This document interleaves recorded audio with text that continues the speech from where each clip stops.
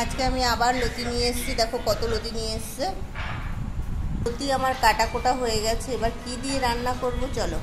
দেখতেই পাচ্ছ আজকে ইলিশ মাছ দিয়ে লতি দিয়ে রান্না হবে। আমি এখন হলুদ আর লবণ দিয়ে এটাকে মাখালাম, হালকা ভাজা দেব। দেখতেই পাচ্ছ আমি কড়াই থেকে ছেড়ে দিলাম সরষের তেল দিয়ে মাছ। ইলিশ মাছের একটা সেন্টই অন্যরকম।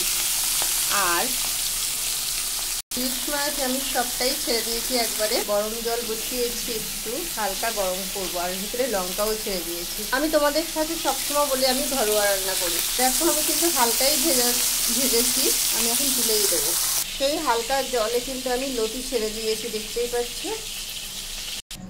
আমি একটা ঝুড়ি নিয়েছি, সেই লতিগুলো দেখো সে হালকা জলে আমি ঢেলে দিয়েছি। কিন্তু হালকা সিম্পল রান্না করবো। জিরে সম্বর আর একটা শুকনো লঙ্কা ওই তেলে দিয়ে দিয়েছি। সরষের তেলটা দিয়ে আগুন বেরোচ্ছে, দেখতেই পাচ্ছ। আমি সব ছেড়ে দিলাম। একটু লবণ দিয়ে, পরিমাণ মতো লবণ দিয়ে এবার এটাকে কষাতে হবে। দেখতেই পাচ্ছ এই লতি যত তুমি কষাবে তত তোমার খেতে টেস্ট হবে। এবার আমি এর ভিতরে প্রথমেই আমি লঙ্কার গুঁড়ো ছেড়ে দিলাম। কেন আগে কিন্তু আমি কাঁচা লঙ্কা দিয়েছি, দেখতেই পেরেছ। আর কচুতে বা লতিতে একটু লঙ্কা না দিলে ভালো লাগে না। এবার এক এক করে আমি ধনের গুঁড়ো ছড়িয়ে দিলাম, পরিমাণ মতো ধনের গুঁড়ো, জিরের গুঁড়ো। এবার আমি আর একটু কষাবো। সামান্য একটু হলুদ। আমি বলি না সিম্পল আজকে মাছের ঝোলটা রান্না করে দেখাবো। আমার কিন্তু সব রকম দেওয়া হয়ে গেছে মশলা। এপাশে গরম জল বসিয়েছি। ইলিশ মাছ খেতে গেলে তেলের প্রয়োজন, আর একটু তেল দিয়ে কষাচ্ছি। চকচক চকচক করছে এখন, একটু ভালোও লাগছে দেখতে।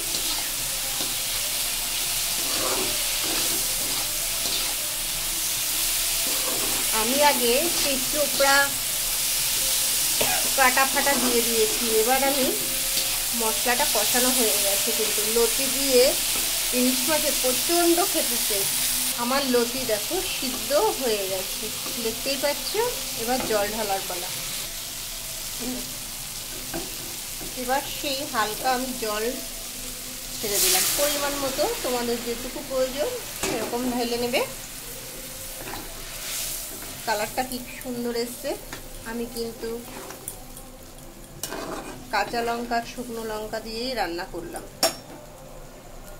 আমার কিন্তু ফুটে গেছে। এবার মুড়ো যা তোমাদের সব এক এক করে ছেড়ে দিচ্ছি। মাছগুলো সব ছেড়ে দিয়েছি।